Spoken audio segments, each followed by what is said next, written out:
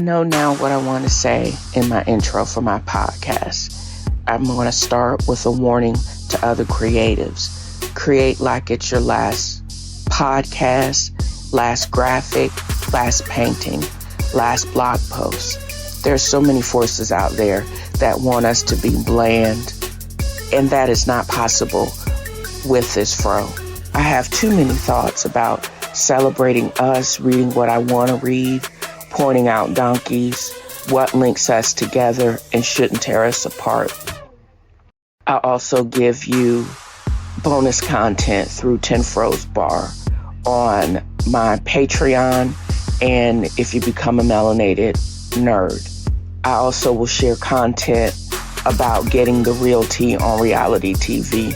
Join me in this episode of TNFro is Reading for the Wild Ride, and thank you for listening.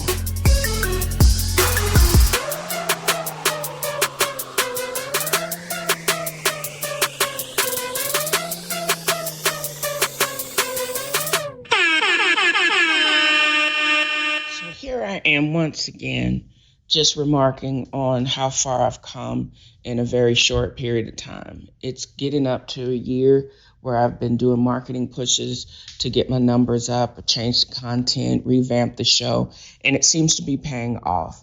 At over 182K, who would have thought just in less than a year, I would be almost 200K in the game and still climbing.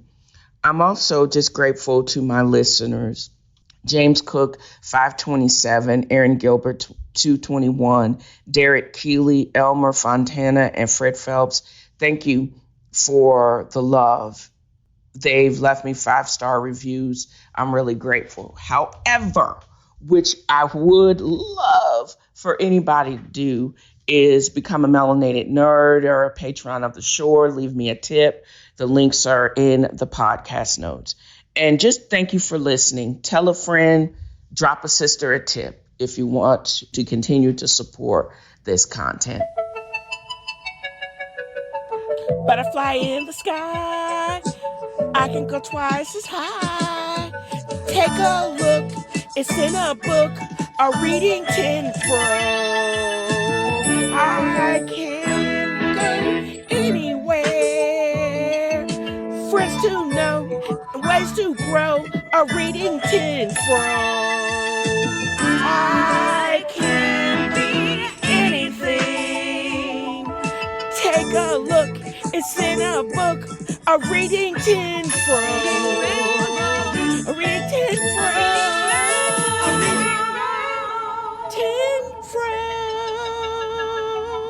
I have spent my weekend doing what I do pretty much every weekend, and for the last couple of weekends anyways.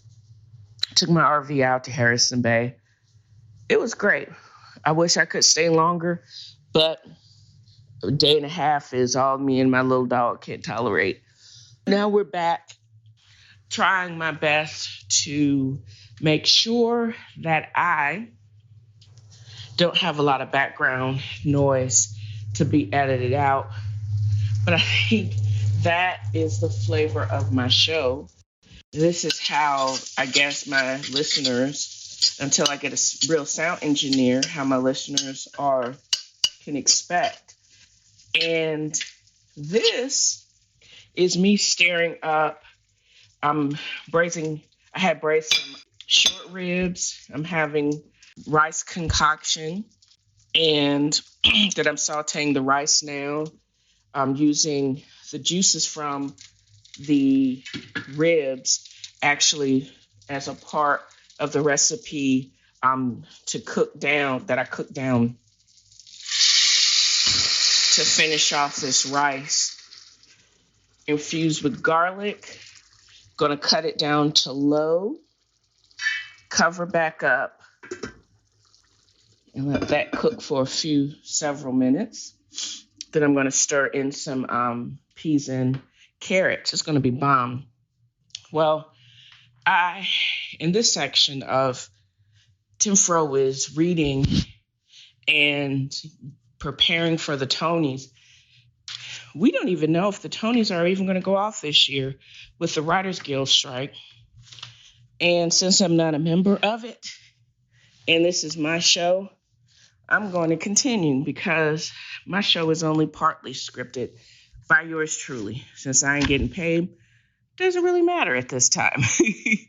But as I continue on my podcasting journey, I'm going back to, and I'm determined to continue to finish reading Nene Leakes' book. And it's wild because the 15th season of Real Housewives of Atlanta premiered last week. And it was more like Real Housewives of Huntsville. And I'll actually get deeper into that on that upcoming segment.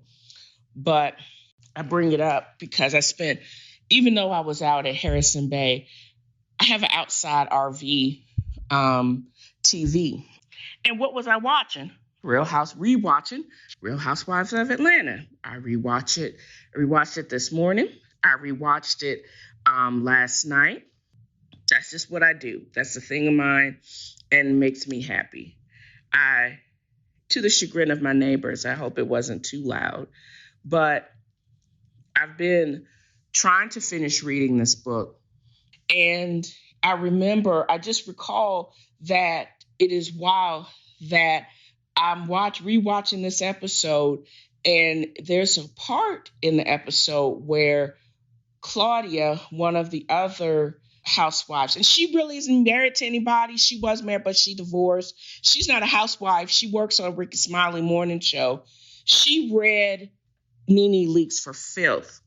And it was over something that was 20, 30 years in the past. And she basically stripped. And I'm was on this part of the book where she basically related to why she was a stripper. Her first son, Bryson's husband, was very abusive. And she wanted him to have better things in life. He was in a private school. She knew she had to support that. So she was a model but she made great money as a stripper. It was about survival. She stripped because she had to provide for herself and put herself through school. And she did it marvelously. I say all of that to say is I still have a little bit to go on the book itself. I'm about halfway through it. I'm determined to get through it because I think there's a lot of reality or her reality in it that conformed the show or basically shaped this show. And the reason why I also bring it up is because I am also starting to, just like the NCAA finals this year, male finals. And because of the writer's strike, I started reading, and it's because it's Sunday New York Times, the Tony Awards in the art section of the New York Times, which the Tonys supposed to drop June 11th if they don't get boycotted. And then maybe it should, because I don't think any of the musical scores or any of this stuff is African American except for the three that I have come up with. And also one of it is a play that I'm going to discuss in depth, The Piano Lesson. But how white is the Tonys? Basically, this is New York Times nods to the Tony. Audra McDonald, Best Actress in a Play. She says she'll definitely win for the Ohio Murders. And we also got Best Actor in a Musical. They said will win is Josh Groban for Sweeney Todd.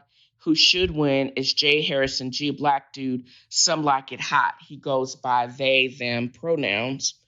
Interesting, because there's also an extended article on how non-conforming actors and actresses have to pick a gender when they are competing for the Tonys, and how they have the non-gender conforming categories.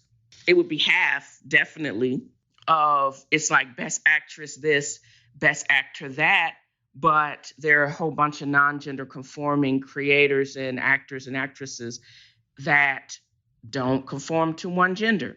They are non-binary. And how even Broadway hasn't caught up with this recognition. I find that interesting. Baseline salty is what I am. And in the maybe 20 years that I've had a subscription to the Sunday New York Times, I've never been so annoyed with the gray lady as I am now. So I know I'm behind. And the Tonys are coming up in June. And so I said, I was reading Times Art and Leisure section. I was like, oh, these are their predictions. Several names just popped out at me. In particular, Audra McDonald, because she has been in the news recently as just doing great things. I was like, okay, cool.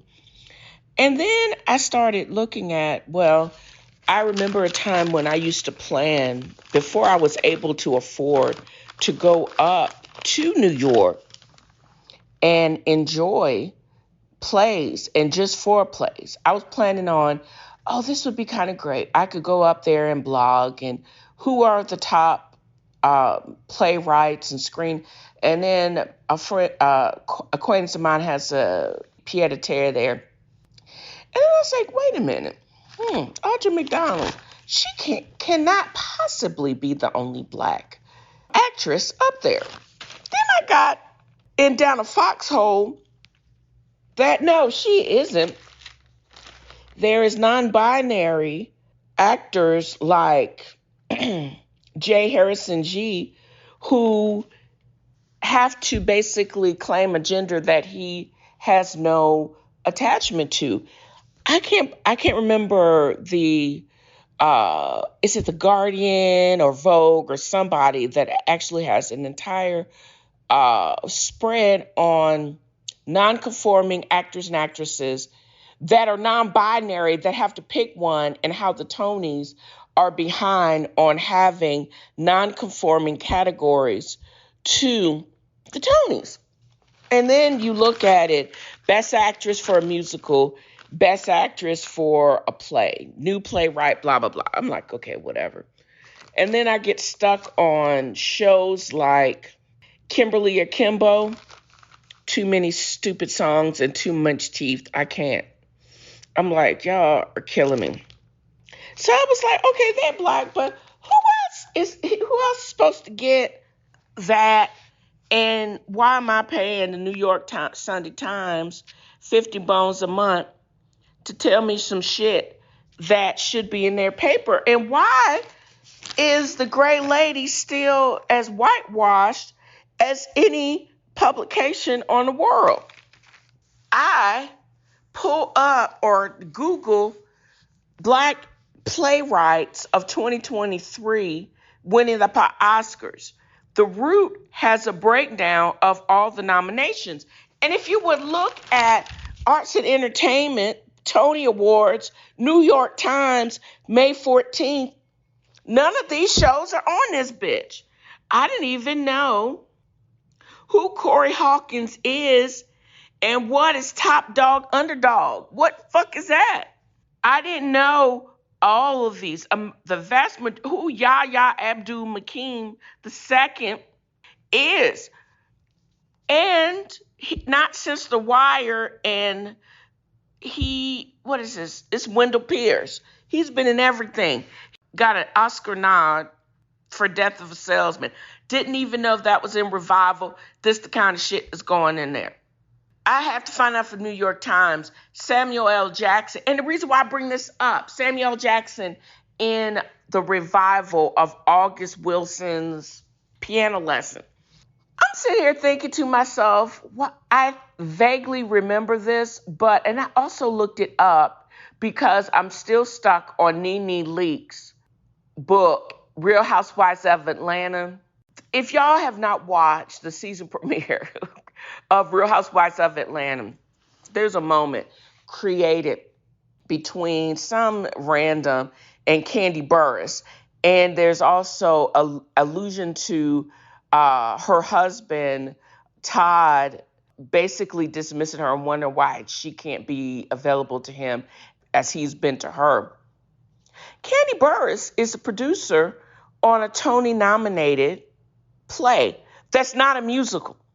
And what I do watch most weekends and most days is reruns of Real Housewives of Atlanta and what she's been doing and how her musical actually closed. And then she had another musical that closed in the midst of COVID because Delta came through and shut down a musical. But this very well may get a Tony nod, not just because of Samuel L., but it blew my mind that the New York Times didn't recognize the brilliance of this play. I'm blown away. And that's why I came back to why the New York Times is only a paper I'll continue to subscribe to, because it's what I look up to, because I know we're doing the same shit, but nobody in mainstream is still not reporting it. They have all of these except for, what is it? It's something between Crazy and Fifth or something crazy like that. Because the great actor Stephen Henderson received a nomination for Best Performance between Riverside and Crazy. That's the only reason why I would want to see that. But Last White Girl Standing, I don't want to see that bullshit. Sweeney Todd, I don't want to see that bullshit. Because there's so many great African American led ensembles as well as playwrights that should get a Tony, just like we get all these snubs and shit in the Oscars. Same thing is still happening on Broadway.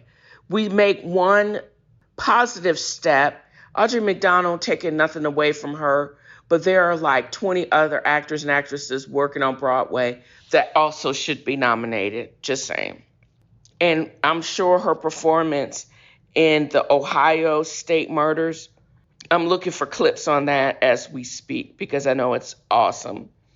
But then there's Amber Ruffin, co-writer Matthew Lopez for Best Book of a Musical, Some Like It Hot. That's the one that Jay is in.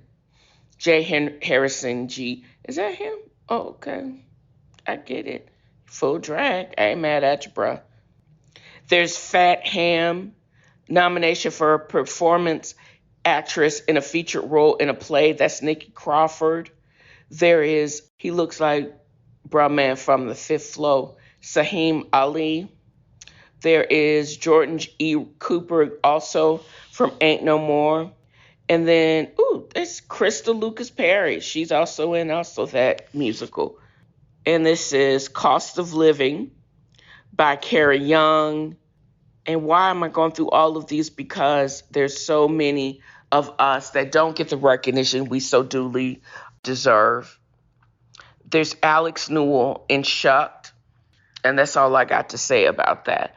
So many African Americans are doing the damn thing. It's up to us to know and to celebrate them, even though the usual suspects can't count on CNN, can't count on the Gray Lady, New York Times. I'm just going to find and celebrate greatness and creativity. And again, the only reason why I'm still give up that monthly fee for the New York Times is simply for indications like this, because if it wasn't for their article on the Tonys, I would not have looked up everybody else that was African American that looked like me that was also nominated. Just saying, big ups to the writer of The Root that basically took the time to create this celebration with me, and I'm grateful for that.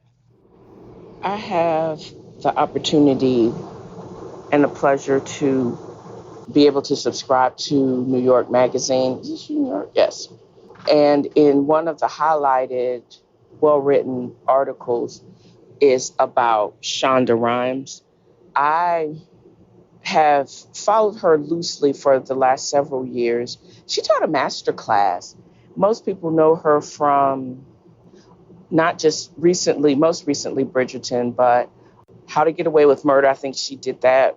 Viola Davis, Scandal, and then The Doctor Show on ABC.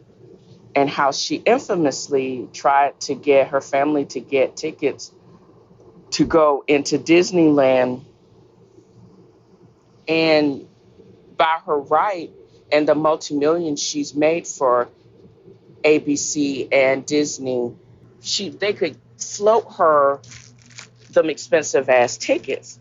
Well, one of the workers took it upon themselves to basically ask LaShonda, don't you get paid enough? Can't you just pay for this? Yeah, but what business is of this of yours? And how much, the billions of dollars she's in her franchises that she's made for this network, and why are you doing their dirty work? Is the bottom line. I would have lit his ass up and wouldn't have cared. And I think she did it much, much nicer than I did. I would have ever. One of the things that struck me about her craft is she really tries not to pay attention to hearsay and rumor. She doesn't bend to the machination of racists. She listens to her creative process, and I'm sure she's gone through so many people that want to jilt her, to steal her idea, and to make her feel less than, like that security guard, I'm sure, at Disney. But she keeps going and she keeps giving us great things. And while I was reading this is because I have binge watched Queen Charlotte. I try not to listen to a lot of other people's opinion on how well the show was or going to be, because I want to basically create my own opinion. And I feel free to be able to do so from my RV. For the last couple of weekends, I have actually gone to a great place called Harrison Bay, and this place is just a creator's paradise. I am trying to open up the windows to get free flow, not of only ideas, but some air as I cook my hot links on my stove. Too lazy to cook out on my charcoal grill because I don't feel like cleaning up all that mess. But that's neither here nor there. And this place next to the water is just so amazing in itself. But it's a little warm today. It's still considered spring in Tennessee Valley, but it appears that Mother Nature doesn't quite know that, because it is quite warm and humid today. I have the pleasure of kicking it with I call him my mule mouth dog, Ethel, and I get to enjoy basically doing the same thing I do every Saturday, except this Saturday, I think I was a little bit more proactive. I decided to break down cardboard boxes of all the stuff that I bought for my RV, take the cardboard boxes to the recycling area in Chattanooga, which is literally on its way. There's also one on the way. There's a couple of them on the way here. It's kind of dope. And it takes a special kind of person to, I guess, to man that area. And it seems to be busier than usual. Thankful that I had mobility and lack of pain to be able to do all I needed to do today. Start up my truck, stock my RV, pick stuff up, and laugh at my dog.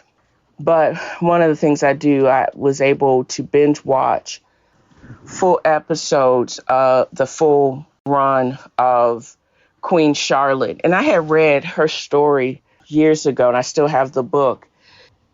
I don't agree with the storyline that it really wasn't rushed to me. They highlighted what needed to be highlighted. I don't know if the Lady Danbury character is based on truth. I'm going to have to go back and review that. But this piece in New Yorker, she basically, Shonda Rhimes says everybody she knows can kick rocks. She had the budget. She had the vision. She wrote the script. She doesn't concern herself with the interests or thoughts of racists. And sometimes people that call themselves fans want to dictate what you can and can't create. She don't have time for any of that. And that makes her not only Black excellence, but I probably will review this next episode of Real Housewives of Atlanta because it promises to be a doozy.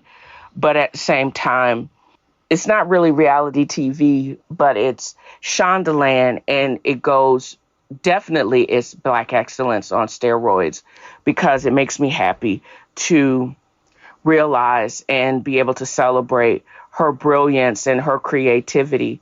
And I'm sure she came up with people that wanted to use her for her shine, wanted to get paid and didn't do the work. And I'm sure she's at the point of bossness now that she doesn't have to keep explaining to people why she wants things a certain way, why you need to get fired because you're stupid. And I'm sure she had to Tucker Carlson a whole bunch of people before she got the team that is allowing her to make the great things that she's making today. So hats off to Shonda, nurse of the Tucker Carlsons that don't know that y'all dumb and know you ain't getting paid for doing mediocre work. It doesn't happen in this world. Doesn't happen in Shondaland and ain't happen in my world either. I freely admit that I was a royal file.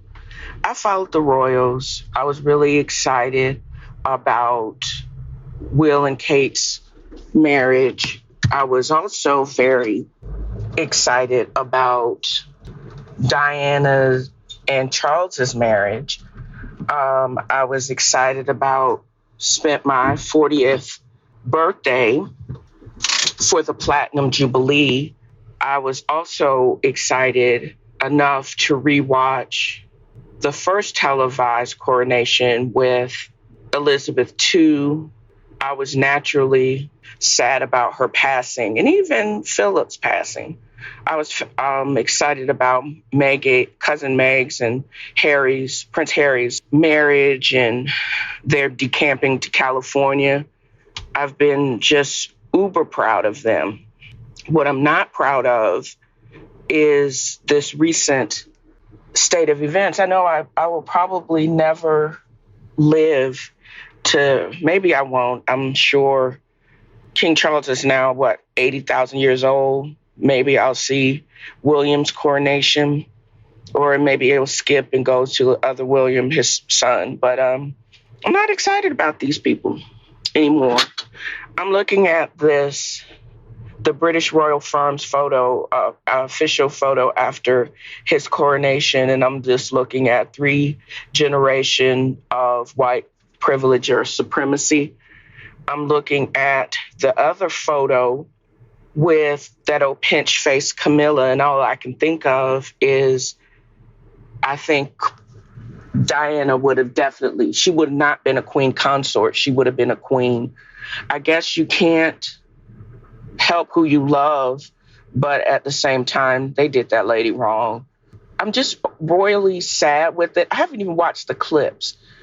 I mean, we went to the I think they call it the Bowery, where they keep the coaches and everything when I visited London, and I'm not so impressed with it. The royal family, to me, after Prince Harry spilled the tea, just makes me sad that they live pretty much in a gilded cave. Their lives are not their own. And Meghan is dancing around. They're not even able to enjoy, her kids will probably never enjoy the full range of it because it comes at a cost of their own humanity and the idealism that they want to portray, how they are badly managed. And they could have been the faces of the new royalty. And again, I've been saying this forever. They would have been made more relevant if they had been allowed to buck tradition and been allowed to fit in. But now they're being evicted from Frogmore. They're going to have to pay them back all that renovation money because that's only fair to let a pedophile live there. He's not even a full-time worker. So how did he swing that? Also, he is the king. I was more excited about watching Queen Charlotte than I was about getting excited about seeing the pictures from the coronation because it doesn't make hardly any sense to me. It's just sad. The whole thing is just freaking sad. But I am excited about seeing what's next with Harry. How are they going to reinvent themselves? And if they're going to figure out a way for him to basically, after he did spill all that tea, are they going to be able to, cool. Little aside, I'm actually leaving the RV park. I camped for the last couple of weekends in Harrison Bay. It's an absolutely beautiful state park. I don't know if this was based on a British model or somewhere in Europe, but me and my dog are digging this freedom and how beautiful it is here. It's just exciting, and it's just really, really, really cool. But as they all figure out their relevance, I don't see the firm, is what they call the royal family, in this form making it into the next century. I think a lot of people are not going to be with it, and they're going to be dismantled. It's going to be the first year where there's going to be the first century that there's probably going to be no royalty, especially in its current state, if they're not going to be able to figure it out. And I'm hopeful for them that they'll figure it out. Relationships are hard, y'all. I am well into my 52nd year, and I'm still learning. I used to read this Reddit thread about dating over 40, but I am in no position to comment on dating because I haven't gone out on a date in years. And when I read Modern Love in the New York Times, Sunday New York Times, that is, I always get a kick how some of the stories resonate with a crank like me and how some don't. This week's With Words a Stranger Grows More Familiar, it's less about the same-sex relationship that this woman is entering off of the heels of a long-term relationship breakup. It's more about her lack of relationship with her own mother. And her love interest had lost her mother to cancer, and she basically said she was had been estranged from her mother for a number of years. They walk around New York City. Soph, the new love interest, remarks on how certain places reminded her of her mother, how they had this great relationship. And the other girl was like, well, she didn't have those references. She had built what she thought, and it was a successful life with a career, having Friendsgiving and all of these things. And she was like, just because I don't have a relationship with you, nanny boo boo, I still have a life.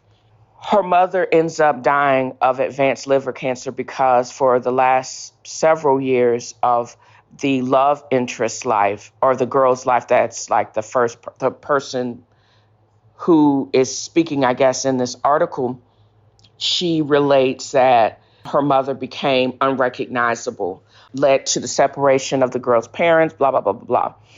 She dies of advanced liver disease in Tucson, and she did not get there in time to say goodbye. The reason why I'm relating this is because I spoke earlier in the year, and definitely last year, when my father was murdered. And I expected nothing, and I got a lot more, like a relationship with my sister, and closer relationship with my maternal aunts. But it had been 6 or 7 years that I hadn't spoken to him. The last time I spoke to him, he was fussing at me. I was in the hospital, and he was fussing at me. And I'm like, our phone works both ways. You haven't gotten a new phone number since I was born, and our number was 45 years old at that time. And now I've had this number for almost 20 years, half that time. So whatever. The pandemic came and went without me even checking in on him, or vice versa. And it wasn't until he died violently at the hands of someone he thought was he considered a son. I did not enter that house that I hadn't been in since I ran away from there and called the cops when my mother and father got into the last violent argument that would come, and my mother would file for a divorce finally. I only remember, and the gist of the article was she had to learn a whole nother language. She had to dig deep and create the language and remember what her mother was for the first 18 years of her life. But in my instance, was I considered a daddy's girl? I'm not sure, because I realized when he died how little I knew of him. I didn't have a whole bunch of positive reference points, and I have to come to terms with that. I know that he used to grow weed in our backyard before it was even legal. He seemed to like dogs. I like dogs. I'm a dog person. We only had one birthday in that house, but I realize that one birthday when I was 4 years old, I remembered the Tweety Bird cake, and that my supposed half-sister was there, the evidence of an extramarital affair. Who does that? I mean, come on. I remember him being said that he used to brag on me, and mostly me and my sister, for accomplishments that he had nothing to do with. I know you shouldn't speak ill of the dead, but there's just a lot of holes. I can't tell you what his favorite food was. I knew he actually was a relatively good cook. He had hoarders level food in 3 freezers that we had to pay for to get rid of. I also remember that it was just so weird how he had a lock on the inside of a garage door. I don't know what he was hiding in there. We did find a whole bunch of tools and fish tackle and a great bike, but who was he trying to keep out when the enemy was actually in the house? I just am having to come to terms, and I'm having to reach for positive things, because every positive thing has like maybe 10 or 15 negative things that I can remember. He was a DJ. I would love to be able to invite people off to listen to at least 1,000 albums, but then I don't want people in my space because I don't trust anybody. And that comes from many years of not being able or not feeling safe to trust someone who I call father or dad to be that close to me, because people that get that close to me can call you moose and make you feel less than just because they have PTSD or etc. I've paid and did the work to get over mine. They never got over theirs, and they took it out on their own kids. And I think I still have more work to do to basically shore up the tools for me to cope with that type, and especially when it's compounded by such a violent loss. Again, I still have more work to do if I'm going to continue to go forward and continue to experience people and be able to meet them, and also to deal with their issues, but not having to take it on to basically get me to not be positive and create positive things, because I don't want to get bogged down with someone else's negative detritus.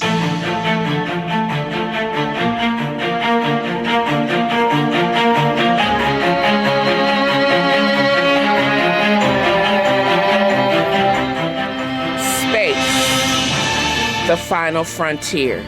The stories contained within this content are the after 5 p.m. and before 8 p.m. escapades of a middle-aged space nerd with a fro, continuing to talk about things that only interest me for bonus content. I will talk about space news, pop culture in space, and shop talk, ramen, and break down the latest episode of Star Trek, whatever is coming out from the latest franchise. And also whatever is popping in my head. If you're up for this journey, just know that this is a metered, shade-laced opinion. If you don't agree, don't subscribe, but I hope you will. And thanks for the support.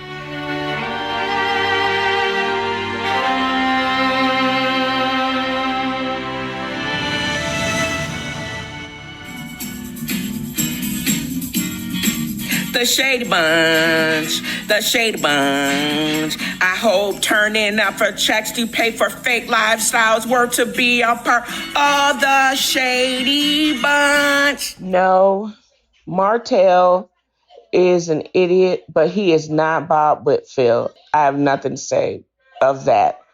I'm sitting here watching the Messy Housewives of the A, and if they're getting back to the mess that was this franchise, because it was Love and Hip Hop, Atlanta Housewives, or the Housewives of Huntsville, Marriage, Love and Marriage, Atlanta. It was a whole bunch of stuff.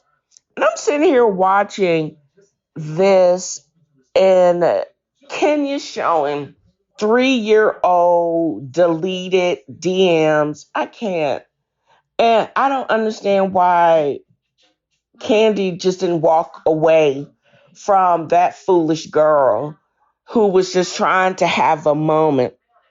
And she was in saying she didn't want anything to mess up her brand and blah, blah, blah. And there's obvious issues with Todd and his out of control beard. And I'm tired. And I'm not sure even about this KFC commercial with the nuggets, because the hand breaded chicken finger things from Popeyes are better. I don't know. Y'all are getting on my nerves for real. I can't believe that I stayed awake to fuss about the Real Housewives of the A or Huntsville, because none of this shit makes sense. And a real breakdown, you gotta listen to Carlos King either on Spotify or his YouTube, because he really and his guests do a really good breakdown of the premiere of the first episode. I don't know if this portends nonsense that's about to come. I just hope it's not as bad as Real Housewives of Potomac, because the last season was orchestrated by Jizzy Bryant and it pissed me the freak off. But I had to get this part of my podcast done. So I guess I'm just. What do you expect from Unreality TV? Even Ethel is looking at me like I'm crazy because I'm watching this shit and I'm yelling at the TV because it's so stupid. It's just dumb. It's just so incredibly dumb. And I know these people don't hang out with each other when the cameras are not rolling. And Marlo is gorgeous. I didn't realize how pretty she was until they started showing her. I've seen her on even back in like season 4 or 5 when she was hanging out with Nene. Marlo is kind of pretty. And I know she's had work, but she's kind of a gorgeous woman. And the mess that she's always involved in, Kenya Moore is absolutely gorgeous. And a little bit of tea I got from, again, Carlos King. I don't like Drew. Drew is one of those non existent characters. Her and Ralph, her husband, they're just so fake. She didn't even make it to the premiere episode because they said she was still negotiating her contract. She was trying to get them to add more zeros. Why? We don't like you. And the viewing audience also know that for the first season, no housewife get paid anything. And why do you think you need to get paid more for what? You suck. Your storylines are fake and you're boring and we don't like you. They should give what they would have paid to Monyetta. Be like her more. I love Sonya because she is a 4-time Olympic champion And now she shows back up. Why? Nobody likes you. And you get ready to divorce this fake ass too. I can't. I'm so tired of these folks. And I'm sitting here fussing like I know these people. But this is what entertainment is, I guess, from the Unreality TV. And I'm going to keep fussing or not watch. And I want to watch. So that means I'm going to keep fussing. Who else doesn't give a shit about Drew's EP? Me. Who's with me? I only rewound this part of the episode or this show. I'm talking about Real Housewives 15 because I tuned in a few minutes late because I thought it dropped until tomorrow, but oh, I'm yawning, sorry. It drops on Hulu live on Sundays, but it doesn't come on Peacock until tomorrow. I now have found out that Drew is trying to discover her musical roots. I don't care. I literally don't care. I'm not even caring enough to even sit through this because there are more talented housewives like Kandi and Dillard Bassett from Real Housewives Potomac. Of course, Candy Burst Tucker. Of even doe-eyed, big teeth, Portia Williams, Stewart, now Gabodia. I'm just saying, she's so annoying. And Nene Leakes can sing too. But I don't give a crap about Drew and her fraudulent life. I'm good.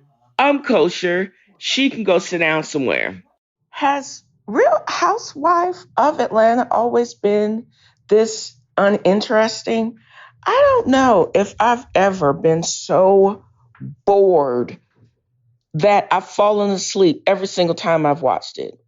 The second episode literally just dropped last night, and I almost missed it because it, by the schedule of events, has it premiering on Mondays.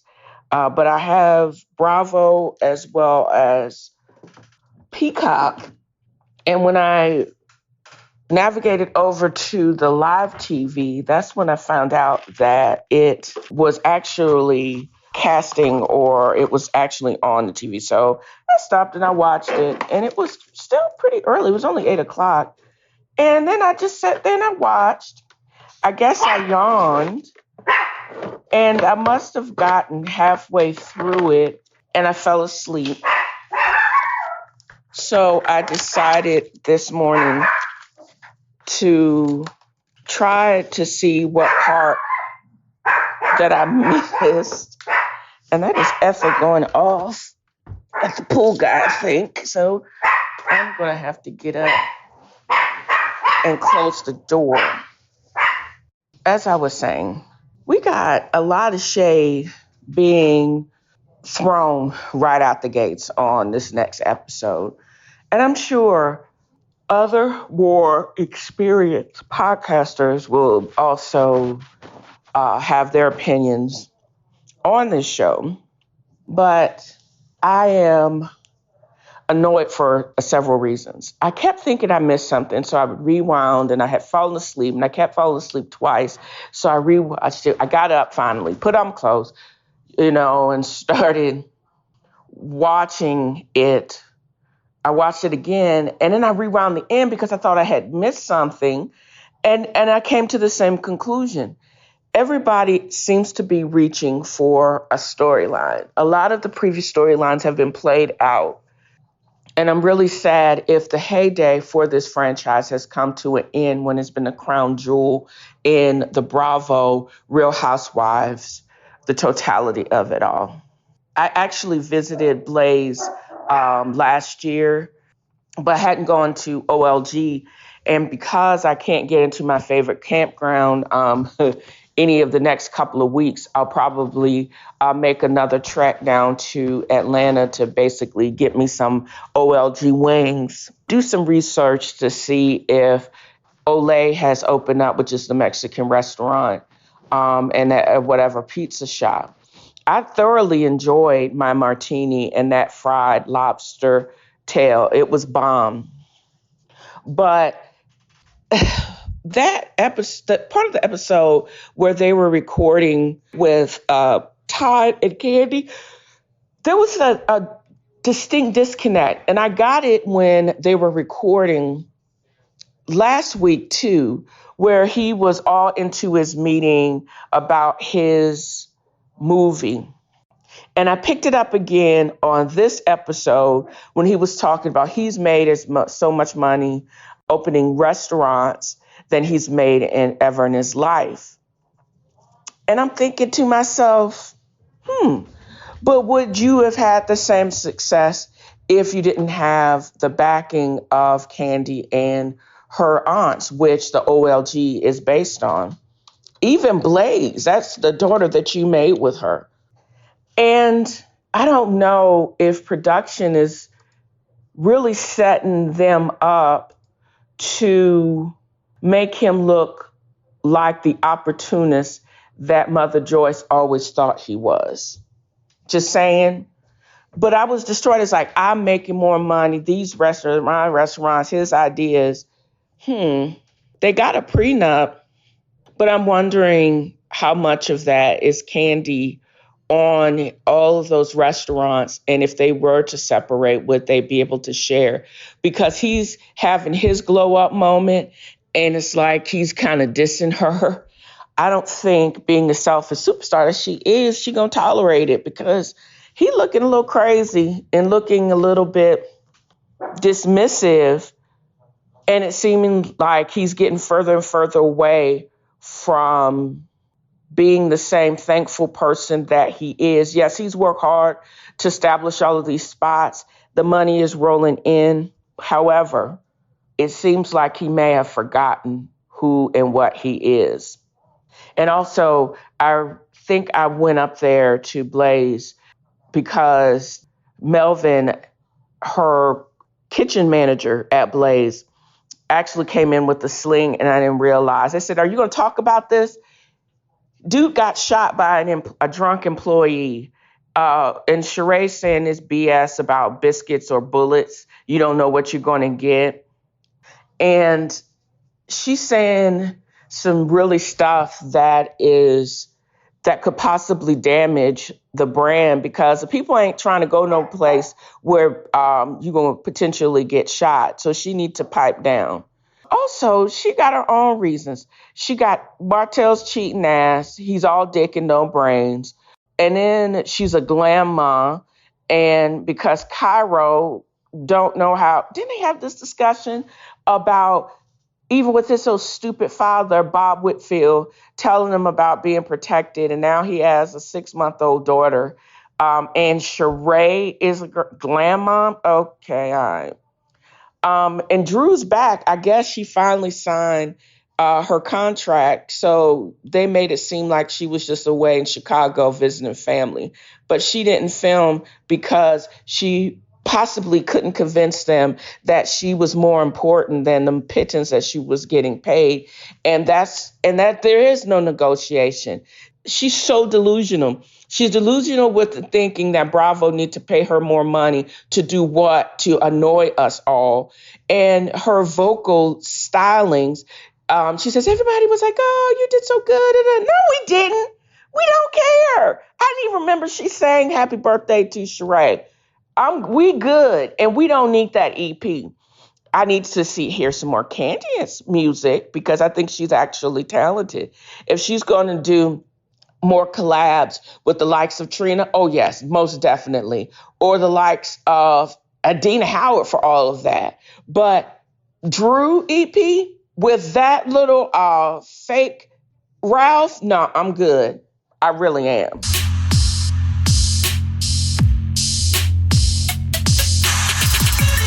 And that's it for this episode of TNFro is Reading. You know, I talked cash-ish all last year. I hope the listening audience will continue to enjoy my opinion and not so subtle shade. I mean, I'm 2,000 listeners per episode in, so go run tell that, haters. I may take it on the road If I get hint sponsorship, navigate to dalesangelsinc.blog for swag and extended podcast notes. Don't forget to hit like or leave a 5-star review. It gets me on top of the algorithms, and it may just get you on my show. 2023's motto is boss up and get the bag. And as always, tell a friend, and thank you for listening.